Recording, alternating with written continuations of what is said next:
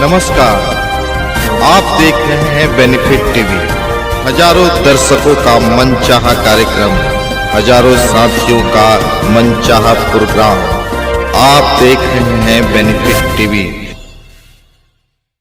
नमस्कार, मैं रविंद्र कुमार और आप देखना शुरू कर चुके हैं बेनिफिट टीवी न्यूज। पिछले दिनों लॉ ऑफिसर की बहाली थी पटना हाई कोर्ट में, जिसमें कुछ अधिवक्ताओं ने ऑब्जेक्शन लगाया था, जिसकी आज सुनवाई थी। आज हम पटना हाई कोर्ट में आए हुए हैं। हमारे साथ हैं अरुण कुशवाहा जी, संविधान विशेषज्ञ। आइए जानते हैं कि क्या कुछ हुआ उस पिटीशन के बारे में। आज हम विस्तार से जानेंगे क्योंकि हम आज पटना हाई कोर्ट के प्रांगण में हैं। तो आइए हम जानना चाहते हैं क्या कुछ हुआ सर आज की सुनवाई में। देखिए, पटना हाई कोर्ट में लॉ ऑफिसर्स की वैकेंसी निकली थी, जिसमें लॉ ऑफिसर्स थे, एडिशनल पब्लिक प्रोसिक्यूटर वगैरह पोस्ट पर सब हुआ है। और उसमें सब लोगों से फॉर्म भर के मांगा गया था।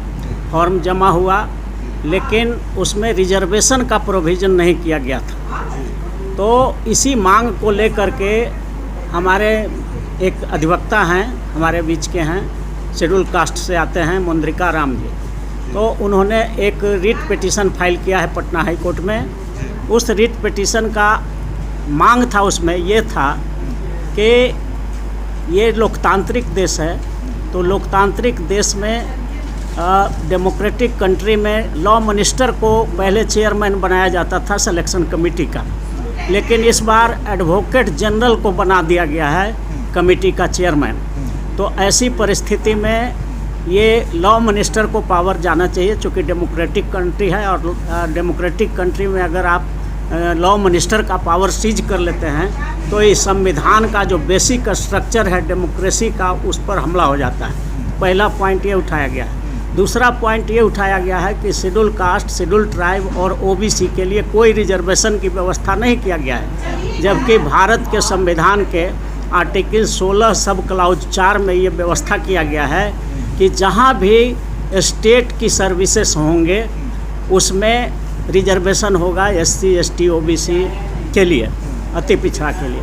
तो ये भी बहाली जो हो रही थी लॉ ऑफिसर का और एपीपी का जो इंगेजमेंट हो रहा था, सरकार कर रही थी, तो सरकार से ही पैसा मिलना है। तो इसमें भी शेड्यूल कास्ट का, शेड्यूल ट्राइब का, मोस्ट बैकवर्ड का और ओबीसी को रिजर्वेशन मिलना चाहिए था।